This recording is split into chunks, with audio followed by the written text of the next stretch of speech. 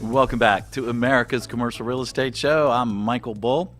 This segment's brought to you by buildout.com. If you are a commercial real estate agent, check out buildout.com. You'll be glad you did.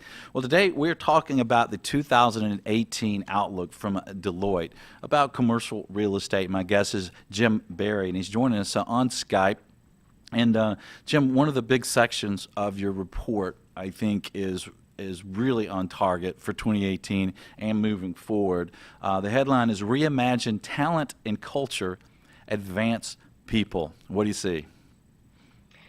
Yeah, and so that's a real challenge for our industry and from a broader perspective, and from a couple different avenues. One is, we're just the dynamics of where we are in the U.S. overall, multi-generational. Clearly, a change in demographics. As the baby boomers continue to move out of the workforce, and the millennials and the other generations continue to move in. So managing through, that culture change is really important. But also looking at it from the perspective of what are the demands for talent? What's the skill sets that's not only required today, but are going to be required in the future? And how do you create an environment of constant learning and change? The reality of where we are in real estate as well as other industries is the rapid pace of change is only going to continue. And so it's with that skill set development, further enhancements of how our people can better enable technology is really going to be another part of what I think the workforce is really going to be looking for. Where's a company that's willing to invest in me and look at things maybe a little bit different? Yeah, that's a good point. And I was at a commercial real estate event the other day, and I looked around the room, and I saw a lot of me. I saw a lot of old white guys. We have a lot of diversification at our shop here at Bull Realty. But when I look at commercial real estate in general, we're old, we're white. We need more youth. We need more diversification, don't we? Yeah, no doubt about it. And I think that's coming. I'm also struck by the fact when you look at some of the key attributes that the millennials and others are looking for. They really are looking for places that are vibrant. They're looking for places that are really willing to, again, invest in them, but also to create an environment of challenge and change and embracing change. And I would go back, all the way. I've been in the industry for a very long time, but I would go back that's always been an element of our industry, is one that really will, we're do transactions, we do deals, we like to move as fast as we can. And so how do we embrace that energy into developing a culture, an environment that really attracts people, remembering also we have to compete against other industries for those same people and those same capabilities. Yeah, so is that one of the answers to attract vibrant young people, is to create that culture, create that and training? Right? I think one of the things that if you look at commercial real estate brokerage, there's a lack of training. I recently started a training company, commercialagentsuccess.com, because I looked around, it's like there's not very good training for these young people, and they get in and fail, and then they tell their friends, and it's like, well, we're not getting any new people. Yeah, it's a good point. No doubt training is a key element. And I know even with, if I just talk about Deloitte and the amount of time and effort and energy that we spend in training our people, it's incredible and worthwhile. But with that said, I do believe that's an area that real estate overall, from a broad perspective, could use better strategies around and better investment, and really some learnings from other places and other industries. The other part of it, in addition to training and just bringing people, through the process, if you will, is that we also need to realize that it's not just about creating a space, if you will, that you throw a ping pong table in there and suddenly, it's a cool area to work, right? anymore, it's really about, you got to think about the experience that you're creating. And I'll bridge this into a couple different ways. One is when you are bringing your people in, maybe for the first time or for that interview, what's the real experience they see when they come into your office or your business or your operation? I mean, do they get a sense that it does have energy in it? Do they get a sense that there's an open environment? Do they get it's beyond just how they're greeted, but it's the feel of the space that they're walking into as well.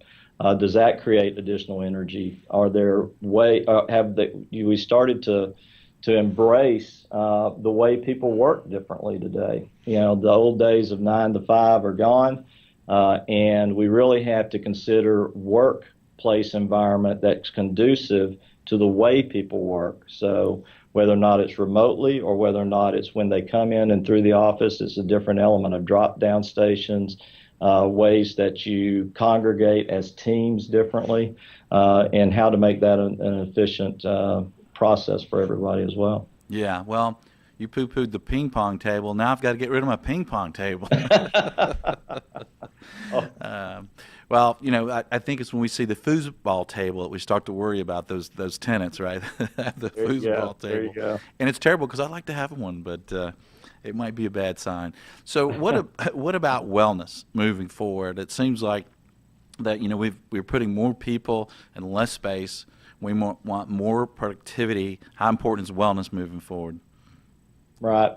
And even to that point about more people and less space, it really, once again, I would say that goes to how do people work, right? So embracing that, and it has to be a design that accommodates the way people work.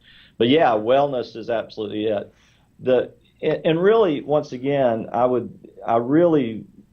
this experience part of work, no longer are people wanting to compartmentalize their lives as much, and how therefore do you make the work experience as much about the life experience? So incorporating, clearly that's no longer even just about normal and standard, great benefits package. It really is about, how do you help the individual from a, we've already talked about learning and kind of the mental aspect of things, but also, caring for them as an individual and demonstrating that and how they can best, continue to be productive is also important. So setting up very specific programs around, they go all the way from even, the food you may cater in may be different and look different and feel different. So yeah, that's a good point. We used to get candy bars and soda drinks, and we took out and put health food in. We took out the soda drinks and put in juices and things like that. But I guess the one thing I do need to do is take the trash can I have at the front door and the sign that says, "Put your cell phone in here, millennials, and don't use it in the office." I need to take that down, is what you're saying? I'll tell you, that'll be a hard thing to take out of anyone's hands anymore. But yeah, it's interesting, right? And it is an aspect of the generational difference, and I think we have to recognize those things because all generations have great things to offer. But those of us who might have been around for a little bit longer shouldn't look at the way that people interact today as wrong. It's really just different, right? And so any more multitasking, having the ear pod in and while you're doing some different things, is a norm. But they can learn also, I think, from us who've been around longer, how you build relationships, how best to embrace technology, but also not forget the importance of the connectivity with those around us and how to build those relationships. When we're thinking about recruiting, we're thinking about retention, we're thinking about maybe millennials, they're getting a little older, maybe they're getting more successful, maybe more demanding in their workplace.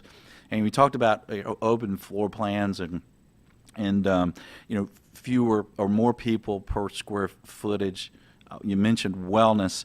Are we seeing any pushback moving forward in your outlook for these companies that are doing open space, are putting more people in less space, or do you kind of see that continuing to move forward? Well, I would say that those who are really trying to think about it differently are really trying to say, let's start with our business, our company, and our culture. okay, when they design their space, because the space that you operate in ought to be a reflection of your culture.